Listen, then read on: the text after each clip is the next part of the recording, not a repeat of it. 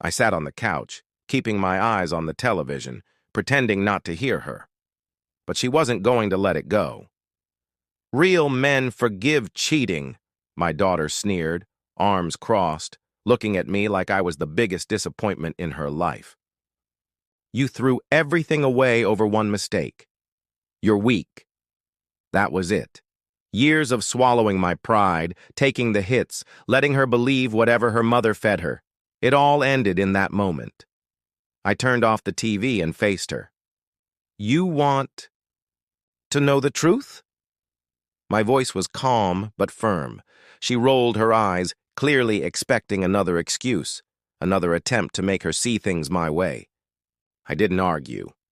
I stood up, walked over to the cabinet near the bookshelf, and unlocked a drawer. From inside, I pulled out a small pen drive. She watched, still unimpressed, as I plugged it into the TV. The screen flickered, and then the footage began to play. At first, she didn't react. The grainy black-and-white security footage showed the inside of our old home, her childhood home. She was probably expecting something boring, something irrelevant. And then the front door opened. The timestamp in the corner of the screen told me exactly when it was, 2 years before the divorce. 2 men stepped inside wearing construction worker uniforms. I saw the moment my daughter recognized them as strangers, her smug expression shifting into mild confusion. Then her mother entered the frame. She wasn't just greeting them. There was no awkward handshake, no discussion about home repairs. The way she touched them, the way she led them deeper into the house. It didn't take long for the realization to hit. My daughter stiffened, her eyes darting to me as if asking for confirmation that what she was seeing was real. I didn't say a word. On the screen, the 3 of them disappeared down the hallway. The footage cut to another camera capturing the doorway to the master bedroom. My ex-wife led them inside. The door closed, but I had more footage than just that. The next clip was from another angle, inside the room. I didn't need to watch it again. I had seen it enough times to burn it into my memory, even though I wished I could forget. My daughter finally reacted, inhaling sharply as the reality of the situation set in.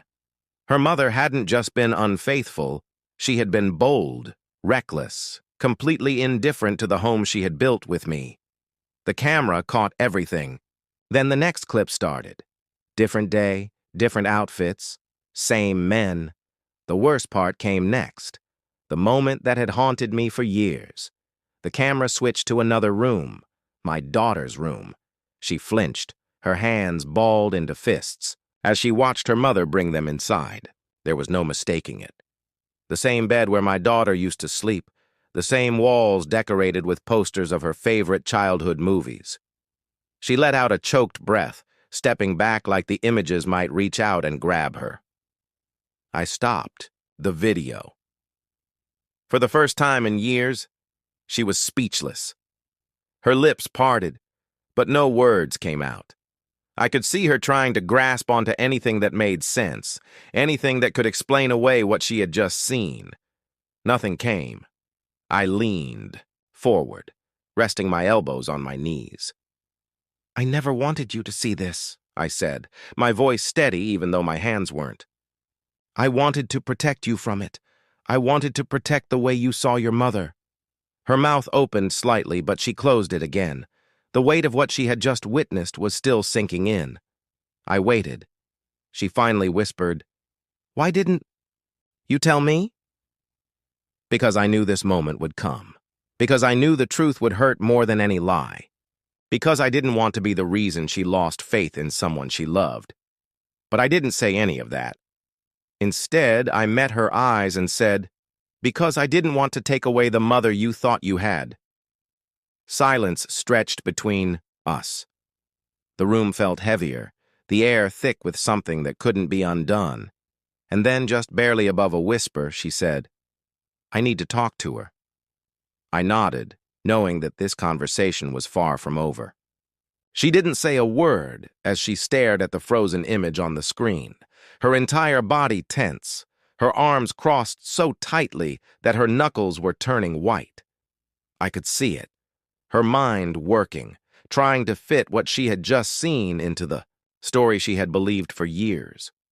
I sat back, waiting. I wasn't going to push. She needed to process this on her own.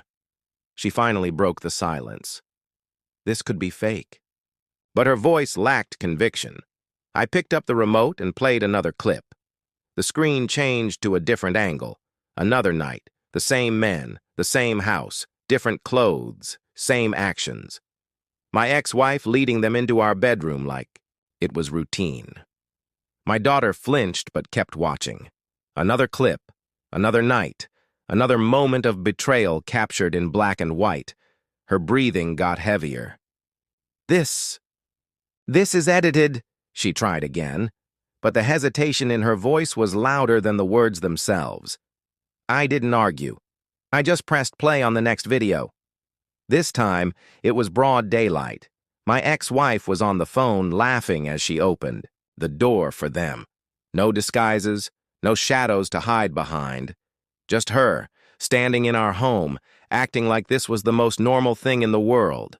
She handed one of the men a drink before kissing the other.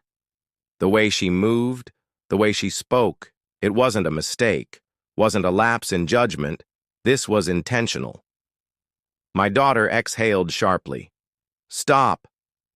I did. She stood up abruptly, pacing the room, hands on her head like she was trying to physically hold herself together. This isn't... She stopped mid-sentence, shaking her head. She told me... Her voice trailed off. I watched as the realization finally sank in. She lied, she muttered, more to herself than to me. I nodded. She turned to face me, her eyes sharp with something new, something that wasn't anger at me for once. How long have you had this? Since before the divorce. Her expression twisted, a mixture of disbelief and frustration. Then why didn't you show me before? I sighed, rubbing a hand over my face. Because I didn't want you to see your mother this way. She let out a bitter laugh. So instead, you let me think you were the bad guy? I let you think what you needed to think, I said simply. I wasn't going to drag you into this. I didn't want you to hate her. She scoffed, shaking her head. And she had no problem making me hate you. I didn't respond. She sat back down heavily, staring at the floor. I was so sure, she whispered. I was so sure she wouldn't. She trailed off. But I knew how that sentence ended.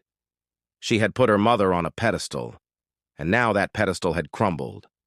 Another silence stretched between us, but this time it wasn't heavy.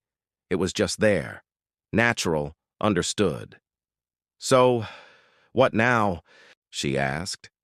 I let out a breath, setting my mug down. Now we figure it out. She nodded like that was enough. And for the first time, it really was.